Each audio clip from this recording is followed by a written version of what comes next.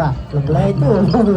ចាសូមស្នូតែដៃអូខេអញ្ចឹងសម្រាប់កម្មវិធីមកនេះផងដែរគឺគាត់នឹងជួយទៅដល់តាមវិរៈកម្មតបជុំទៅផងដែរបាទចាបងដែលបានទស្សនាការសម្ដែងក្បាច់គុណ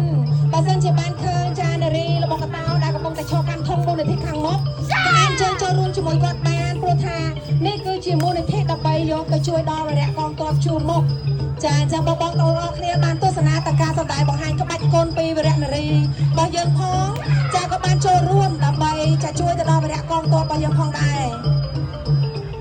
ចាក្បាច់គុណរបស់កតោខ្មែរគឺពិតជាអស្ចារ្យមែនតើបងប្អូនអរគ្នាក្បាច់ស្នៀតនីមួយៗគឺច្បាស់ទន់ភ្លន់តែរឹងមាំជាមួយនឹងទឹកមុខដ៏មានអំណាចរឹងមាំក្លាហានខ្លាំងមែនតើចាសូមស្នូតែដៃគាត់មួយមកចាអរគុណជើងវែងណាបងប្អូនអរគ្នាប្រយ័ត្នណាដោយហូរកញ្ចឹងកទៀតហ៎វ៉ាវ